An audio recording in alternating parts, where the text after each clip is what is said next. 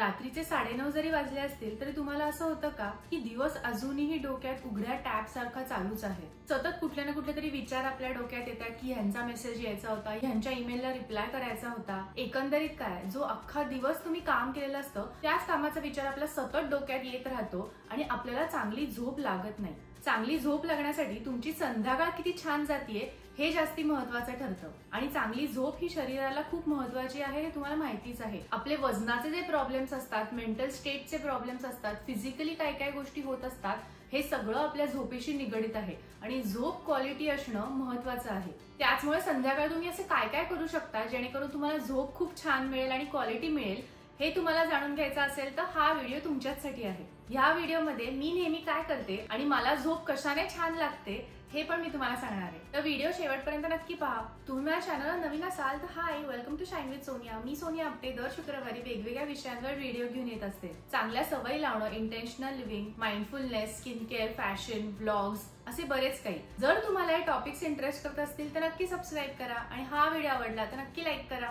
Thank you so much. सगळ्यात महत्वाची गोष्ट म्हणजे झोपेच्या आधी एक रुटीन असायला पाहिजे. ह्या रुटीन मध्ये तुम्ही अशा काही गोष्टी करायला पाहिजेत ज्या तुम्ही झोपायच्या बरोबर आधी करता, जेणेकरून आपल्या ब्रेनला हे सिग्नल्स जातात की येस आता झोपेची वेळ झालेली आहे. त्यातल्या काही गोष्टी तुम्ही ऑलरेडी करत असणार आहात मला खात्री आहे, पण अशा काही नवीन गोष्टी आहेत ज्या तुम्ही या रुटीन मध्ये केल्यात तर तुम्हाला खूप चांगली झोप लागणार आहे. पहिली आणि सगळ्यात महत्वाची गोष्ट म्हणजे झोपायच्या 1 तास आधी तुम्ही तुमचा मोबाईल डू नॉट डिस्टर्ब वर ठेवायला पाहिजे. सतत आपल्याला सांगितलं जातं की आपला मोबाईल कमी वापरा, झोपायच्या आधी मोबाईल वापरू नका, पण ह्याच्या मागचं लॉजिक काय आहे? आपल्या नकळत कुठल्याही सोशल मीडियाच्या ऍप्सवर आपण सतत एक इन्फॉर्मेशन घेत असतो, कुठली ना कुठली तरी माहिती आपल्याला मिळत असते. मग ते राजकारणातलं असो किंवा टाइमपास एक कुठला मेसेज असो किंवा कोणीतरी फोटो अपलोड केलाय, कुठेतरी ट्रॅव्हल केलंय, ही सगळी जी माहिती आहे ती आपल्या डोक्यामध्ये फीड होत असते आणि नकळत का होईना ह्यामुळे आपल्या डोक्यात हे विचार चालू राहतात. त्यामुळे लेट सपोज तुम्ही 11 वाजता झोपत असाल तर 10 वाजता तुम्ही तुमचा मोबाईल कुठेतरी लांब, म्हणजे आपण बेडवर जर का झोपत असू तर त्याच्या समोरच्या काउंटरवर वगैरे आपण तो मोबाईल ठेवून देऊ शकतो. दुसरी गोष्ट जी तुम्ही करायला पाहिजे ती म्हणजे तुमच्या जो रूम मधला जो लाईट आहे, आपण तिकडे काही ना काहीतरी काम करत असल्यामुळे तो लाईट खूप मोठा असतो. त्याचमुळे झोपायच्या काही मिनिटांआधी म्हणजे लेट से अर्धा तासाआधी वगैरे तो लाईट तुम्ही डिम लाईट करायला पाहिजे किंवा तुम्ही नाईट लॅम्प वापरू शकता. असा लाईट जो खूप मंद आहे, खूप लो आहे आणि ज्याने तुमच्या डोक्याला हे सिग्नल्स जाणार आहेत की हा लाईट आलाय म्हणजेच आपल्याला आता झोपायची वेळ आलेली आहे.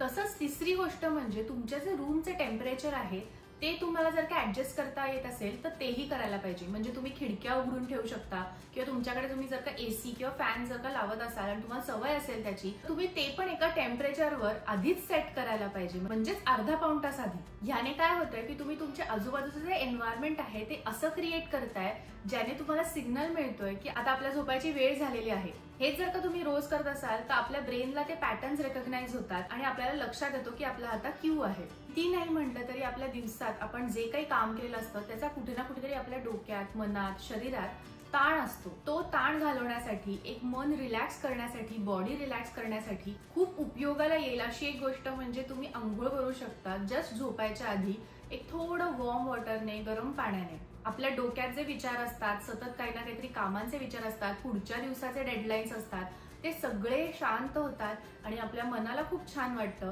त्यामुळे कोमट पाण्याने जर का तुम्ही आंघोळ केले तर ते पण तुमच्या शरीरासाठी चांगलं असेल, ऍट द सेम टाइम डोक्यासाठी, मनासाठी पण छान असेल. मला जेव्हा झोपायला जायचं असतं तेव्हा माझं एक रुटीन सेट असतं. त्या रुटीन मध्ये एक गोष्ट जी नियमितपणे असते ती म्हणजे स्किन केअर. आणि त्याचबरोबर जेव्हा आपण झोपेत असतो तेव्हा आपला एक हार्ट रेट जो असतो तो खूप शांत असतो, आपलं मन जे असतं ते खूप शांत असतं आणि त्यामुळेच आपल्या स्किनवर त्याचा फायदा होत असतो. अशाचमुळे स्किन केअर करणं खरंच खूप महत्वाचं आहे. आणि त्याचबरोबर झोपायचा जस्ट आधी म्हणजे तुम्ही जर का आंघोळ केली असेल तर आंघोळीनंतर किंवा तुम्ही चेहरा धुतला असेल छान वॉर्म वॉटरने, त्यानंतर तुम्ही स्किन केअर करायला पाहिजे. आता स्किन केअर करण्याचं रुटीन जे आहे ते आपापलं वेगवेगळं असतं, पण झोपायच्या आधी नियमितपणे तुमचा चेहरा धुणं, मॉइश्चरायझर लावणं, कुठलं तरी एक सिरम लावणं हे महत्वाचं आहे. याने आपल्या ब्रेनला सिग्नल जात असतो की हे नाईट टाइम रुटीन आहे, night time skin care routine आता आपण फॉलो करतोय आणि ह्याच्यानंतर आपल्याला झोपायचं आहे. काहींचं जे काम आहे ते फिजिकल असू शकतं किंवा कम्प्युटर समोर असू शकतो.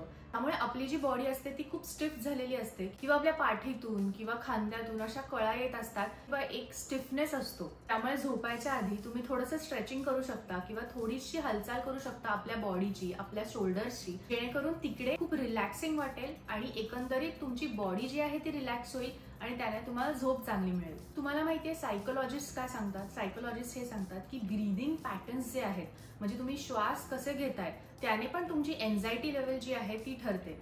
म्हणजेच काय, एन्झायटी जर का काही लोकांना असेल, कुठल्या गोष्टीची भीती वाटत असेल किंवा एक ताण असेल एकंदरीत, त्यांना पहिली गोष्ट काय सांगतात माहितीये की एक दीर्घ श्वास घ्या, 4 वेळा छान ब्रीद इन करायचं आणि त्याच्यापेक्षा जास्ती वेळ 6-7 वेळा ब्रीद आउट करायचं. ह्याने तुमचं माइंड रिलॅक्स होतं, तुमच्या एन्झायटी लेवल्स जे आहेत, तुमचे जे विचार आहेत, ताण आहेत, ते पण खूप रिलॅक्स होतात.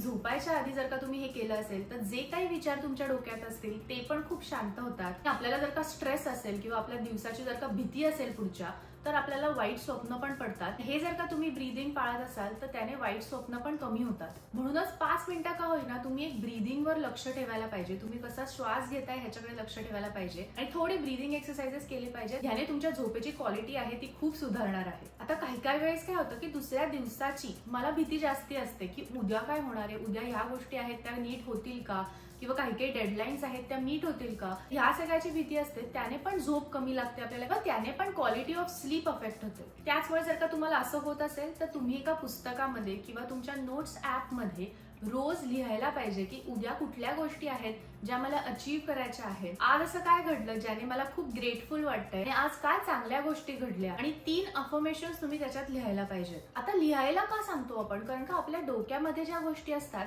त्या आपल्याला कुठेतरी मांडाव्याशा वाटतात.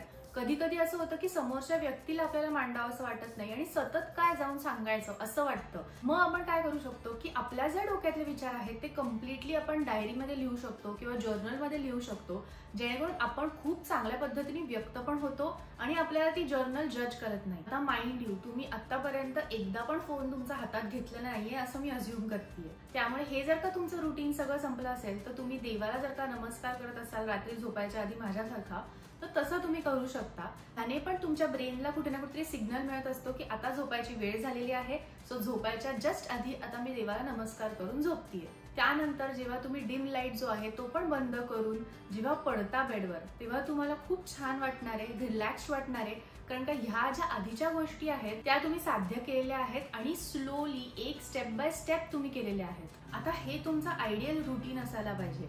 पण जर का तुमचं ह्याच्यानंतर झोप नसेल लागत तर तुम्ही काय केलं पाहिजे, तर युट्यूब मध्ये असं वेगवेगळं म्युझिक मिळतं ज्या म्युझिकने तुम्हाला शांत झोप लागू शकते आणि ते एका टायमरवर सेट असतं, त्यानंतर ते बंद होऊन जातं. किंवा असे वेगवेगळे ऍप्स पण आहेत ज्यातून एक छान सॉफ्ट म्युझिक लागलेलं असतं आणि थोड्या वेळानंतर ते बंद होऊन जातं.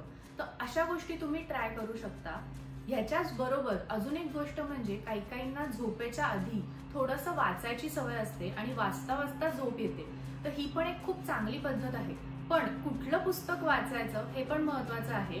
असं कुठलंही पुस्तक वाचायला जाऊ नका ज्याने तुमच्या डोक्याला खूप लोड येणार आहे. कुठलं तरी असं मिस्टिरियस पुस्तक आहे किंवा असं आता काय होणार पुढे, आता काय होणार पुढे, असं कुठलं तरी पुस्तक आहे त्याने तुमच्या डोक्यामध्ये अजून विचार चालू होतील की आता खरंच काय होणार आहे आणि ते तुमच्या स्वप्नात पण येऊ शकतं. त्यामुळे असं कुठलं तरी पुस्तक घ्या त्याने तुम्हाला पीसफुल वाटणार आहे. खूप रिलॅक्स पुस्तक आहे, खूप एक चांगली सिंपल स्टोरी आहे, किंवा नॉन फिक्शन असेल तर खूप असं मोटिवेटिंग आणि आता उठून काहीतरी करायलाच पाहिजे असं कुठलंही पुस्तक घेऊ नका. हे जे पुस्तक आहे किंवा कुठलाही ट्यून असेल ते 5 ते 7 मिनिटापेक्षा जास्ती वाचू किंवा ऐकू नका. कधी कधी मला जेव्हा झोप लागत नाही तेव्हा मी अजून एक गोष्ट करते, ते म्हणजे उलटे नंबर्स मी मनात म्हणायला लागते. म्हणजे 100 ते 1 असे उलटे नंबर्स मी माझ्या मनात म्हणते.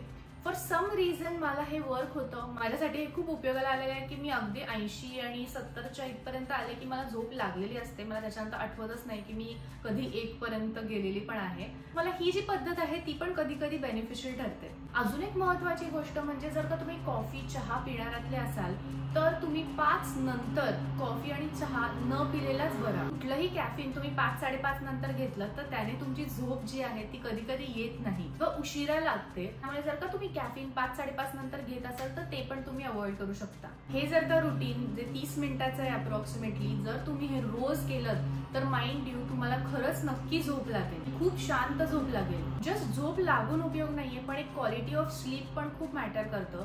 त्यामुळे क्वालिटी ऑफ स्लीप पण सुधारेल. जे तुम्ही ब्रीदिंग पॅटर्न्स करताय, ब्रीदिंग एक्सरसाइजेस करताय शांत होण्यासाठी, काम होण्यासाठी, तर त्याने पण खूप फायदा होणार आहे. तो असं हे माझं रुटीन आहे जे मी संध्याकाळी रात्री फॉलो करते, ज्याने मला खरंच खूप छान झोप लागते. तुमच्याकडे अशा कुठल्या टिप्स आहेत का ज्याने आपल्या लोकांना खूप फायदा होणार आहे? तर मला नक्की कमेंट बॉक्समध्ये सांगा. आणि जर का आतापर्यंत तुम्ही हा व्हिडिओ बघितला असेल तर तिकडे स्लीप अशी एक कमेंट करा आणि मला कळेल की तुम्ही शेवटपर्यंत हा व्हिडिओ बघितलेला आहे. तसंच थँक्यू सो मच आतापर्यंत व्हिडिओ बघितल्याबद्दल पण. नेक्स्ट फ्रायडेला भेटूयात. See you soon.